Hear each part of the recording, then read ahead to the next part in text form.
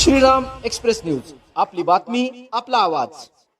नमस्कार. रणसंग्राम नगरपालिकेच्या या विशेष कार्यक्रमामध्ये मी आपले सहर्ष स्वागत करतो. आजच्या या विशेष कार्यक्रमामध्ये आपल्यासोबत आहे प्रभाग क्रमांक 2 चे अपक्ष उमेदवार अर्जुन भाऊ दाभाडे. नमस्ते अर्जुनजी, आपलं रणसंग्राम नगरपालिकेच्या या विशेष कार्यक्रमामध्ये स्वागत आहे. तर सर्वप्रथम आपल्याला एक प्रश्न आहे की आपण राजकारण या क्षेत्रात का आलात? एवढे दिवस आपल्याला राजकारणात जाण्याची गरज नाही पडली, मग आता का आलात? जे पण आमचे जे मित्र कंपनी आहे ते त्यांची इच्छा होती का जे जनताचे काम असेल ते काम होत नाही, त्याच्यामुळे आपण आलो याच्यामध्ये. तर जनतेची सेवा करण्यासाठी तुम्ही राजकारणात आलात तर हे ठीक आहे.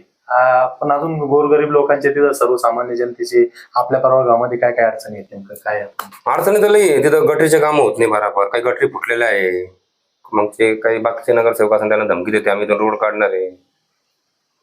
कोणी बाकीचे नगरसेवक म्हणते आम्ही इथून उठून देणार आहे. तर मग ते लोक मला म्हणते तुम्ही या भाऊ, आम्हाला मदत करा आमची. कोणी म्हणतं आम्ही रोड काढणार आहे, कोणी म्हणतं आम्ही तुमचं घर उठवणार आहे. 85 नगर म्हणजे त्याचं नाव आहे अचानक नगर.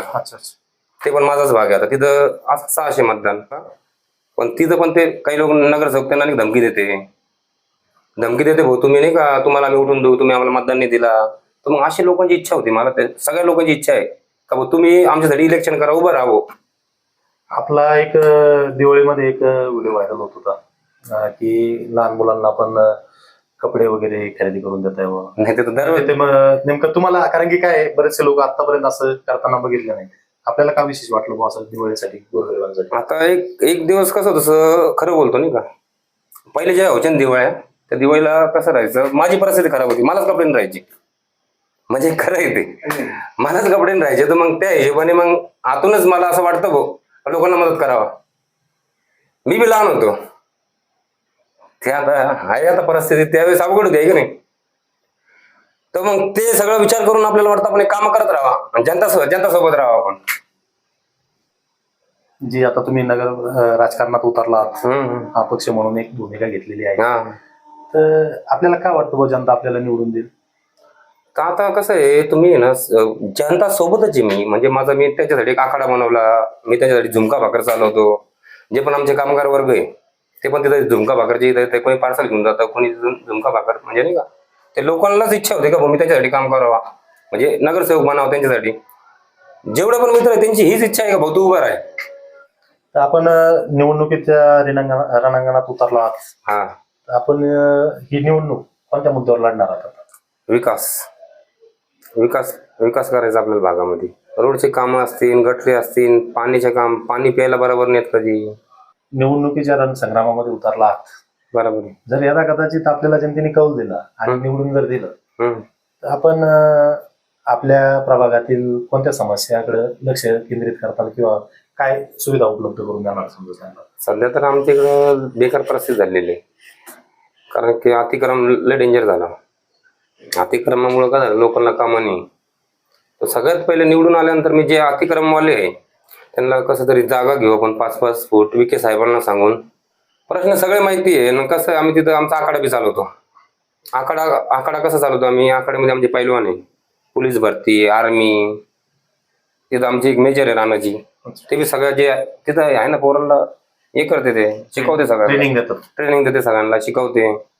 म्हणजे त्यांना ट्रेनिंग मधून रोजगारासाठी फायदा होईल असं तुमचं? हा, रोजगार फ्री आहे आपला आकडा. त्यांचा आम्ही हे करतो, डाएटची व्यवस्था, दूध काय असं आम्हीच, म्हणजे नाही जे नवीन पोरं आहे, यंग पिढी आहे आपल्याकडे भरपूर तिथली. आमच्या भागातले दलित समाज आहे ना आमच्या इथे जास्त आहे.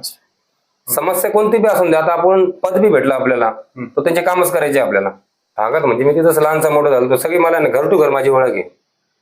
आमची कॉलनी असन, घरकुल असन, काही पाठीमाग राहायला गेले लोक. अजून विजन काय असणार आहे समजा तुमचं? अजून मला ना हे घ्यायची, ॲम्ब्युलन्स घ्यायची एक जनतेसाठी. आमच्या फ्री ॲम्ब्युलन्स ठेवणार आहे आपण. वाढदिवस आहे माझा 11 तारखेला डिसेंबर. त्यावेळेस म्हणजे जे पण माझे मित्र कंपनी सगळ्यांचा एक प्लॅन झाला की आपण ॲम्ब्युलन्स घेऊ. ॲम्ब्युलन्स घेऊन कशासाठी? ॲम्ब्युलन्स का? ॲम्ब्युलन्स कसा आपला भाग आहे आता, तो कसं गोरगरीब जनता आहे सगळं. आमचा भाग आहे ना, दलित लोक जास्त आहे, दलित आहे. म्हणजे कोणाचा ॲम्ब्युलन्सला पण पैसे राहत नाही, अशी परिस्थिती भागाची. समजा आता पेशंटला कुठे घेऊन जायचं, पेशंट पण लई परिस्थिती राहत नाही, रिक्षाचे पैसे नाही काही लोकांकडे, अशी परिस्थिती. जाऊ ते कामाला जातील, मग त्यांच्या रात्री घर चालन. भागले गरीब भाग आहे आमचा, सगळ्यात मोठा भाग आहे आमचा दलित भाग श्रीरामपूरमध्ये. आणि दलित लोक जास्त आहेत त्या भागामध्ये. आणि दलितामध्ये पण तेच लोक आहे मला, म्हणजे इथपर्यंत जे आलो ना आज तेच लोक माझ्या संघ आहेत. म्हणजे तुम्हाला त्यांच्यासाठीच विकास त्यांच्यासाठी त्याच लोकांमुळे मी इथपर्यंत आलो आज. नाही तर माझं काही नव्हतं एवढं. मी एकदम झिरो मधून आलेलो आहे. माझे वडील बी सर्व्हिसला होते नगरपालिकामध्ये. म्हणजे आमच्या घरात कोणीच नव्हतं, म्हणजे मी आज इथपर्यंत आलो. आमच्या फॅमिलीमध्ये कोणी नगरसेवक नाही, कोणी आमदार नाही, कोणी काहीच नाही. हा, म्हणजे तुम्ही जनतेसाठी आलो. जनतेनेच मला म्हणलं का, जनतेनेच मला सांगितलं तू राय बाबा. जे पण आहे आमच्या आया बहिणी असतील, जे पण आमच्या नाही का, त्याच लोक मला म्हणे तू उभा राह. लोकांचे काम नाही होत. नगरसेवक गेले का परत येत नाही लवकर.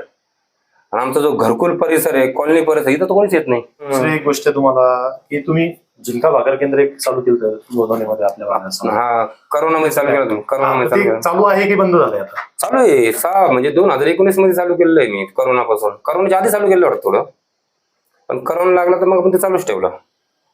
शेती म्हणजे माझी तर नायगावला एक शेती आहे 5 एकर. त्या शेतीमध्ये मी तिथं बाजरी केली. तो बाजरीचे लय पोते झाले. तो आता बाजरीचे लय पोते झाले आणि पहिल्या त्या शेतीमध्ये पीक झाला.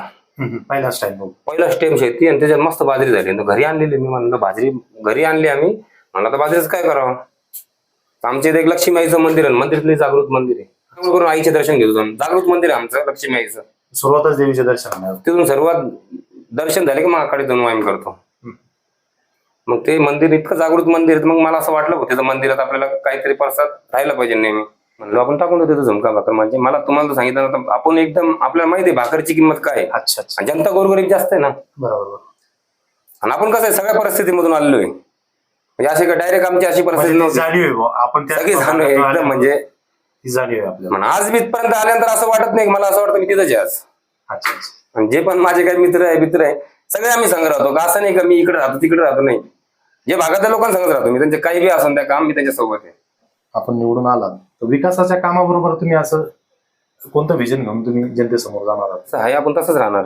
निवडून बी आलो आपण, समजा आपण निवडून बी आलो, आपल्यात काही बदल नाही होणार. जसे आहे आपण तसेच राहणार. आणि कसं आहे कामं करायचेच आहे. नगरसेवक ना राहिलो बी तो करणार आहे, नाही बी राहिलो तो करणारच आहे. कारण की मी ना आमचा जो भाग आहे बघितलं मी. भागामध्ये काय परिस्थिती आहे फिरलो मी सगळ्याकडं, भेटलो मी. घरी गेलो सगळ्यांच्या, भेट बी झाली माझी. भेटून मला कळलं आता भागात कसं करायचं, काय करायचं. म्हणजे अडचणी जाणून घ्या. अडचणी सगळ्या जाणून घेतल्या. सगळीकडे फिरलो मी. म्हणजे आमचा लय मोठा भाग आहे. वडरवाडा असन आमचा, वैदवाडी असन, इथं पण माझे सगळे मित्र आहे. शेळकी वस्ती असन, इथं पण माझे म्हणजे सगळे कॉन्टॅक्ट आहे. आमचं घरकुल असन, आमची कॉलनी असन. मला एक नाही घर माहिती. ते पैसे जमा त्या लोकांना गेलं. अचानकच पैसे येतात का तेव्हा? अचानकच पैसे येतात त्या भागामध्ये. पण लोक सगळे चांगले. लोकांना ते काय करते घाबरवते. निवड की नाही आया मी. ते काय म्हणते मी निवड की नाही आया तर मी उकाड घे फेकूंगा. पण आता मी असताना कोण उकडून फेकून ते बघू ना आपण. आपण अपक्ष म्हणून उमेदवारी लढवत आहात तर आपल्याला काही दबाव आलेत का राजकीय किंवा काही असं ऑफर आलेत का की आपण उमेदवारी अर्ज मागे घेऊ? नाही, ऑफर तर आले होते आपल्याला. ऑफर आले पण कसं आता मला आहे ना सगळ्यांनी उभं केलं जनताने. जनताला मी धोका नाही देऊ शकत. आपल्या प्रभागामध्ये एक अचानक नगर म्हणून एरिया आहे. त्यामध्ये प्रभागामध्ये आपल्या अचानक नगरमध्ये जागेचा प्रॉब्लेम मोठ्या प्रमाणात आहे किंवा त्या अडचणी चालू आहेत. तर त्या अडचणीकडे आपण कसं लक्ष देणार आहे निवडून आला तर? नाही, आपण निवडून आलो ना त्या लोकांच्या जागेच बघायचं आपल्याला. सगळ्यात पहिले काय ते त्यांचे जे जागाचे जे प्रश्न आहे ना ते सोडवायचे आपल्याला. मध्ये काही नगरपालिकेचे कर्मचारी मोठ्या प्रमाणात आहे, त्यांच्या बऱ्याचशा अडचणी, त्याच्यासाठी तुम्ही काय प्रयत्न करणार? त्यांच्या अडचणी आहे. आता त्यांच्या अडचणी कशा आहे का त्यांना 1-1 वर्ष आहे ना पेमेंट भेटत नाही. म्हणजे रिटायरमेंट झाले ना ते, रिटायर झाल्यानंतर मग त्यांना पैसे भेटत नाही. 1-1 वर्ष 1.5 वर्ष नाही. बाकीचं राहतं ना त्याच्यामध्ये. ते बाकीचे पेमेंट राहते त्यांचे फंड आहे समजा. मग ते पैसे त्यांचे लवकर भेटत नाही. तर मग आपण ते प्रयत्न करू का त्यांचे लवकर ते पैसे भेटावं सगळे ना. 2 नंबर भागाचा उमेदवार आहे. 2 नंबर भागाचा उमेदवार आहे अपक्ष. आणि माझी निशाणी आहे छत्री. तर जनताला पण मला एक सांगायचं की मला एक मत द्या तुम्ही. माझी निशाणी आहे छत्री आणि माझं बटन आहे 3 नंबरला. रणसंग्राम नगरपालिकेच्या विशेष कार्यक्रमात आज आपण इथेच थांबणार आहोत. पुन्हा भेटूया पुढील भागात आणखी नवीन उमेदवारांसोबत आणि नवीन मुद्द्यांसोबत.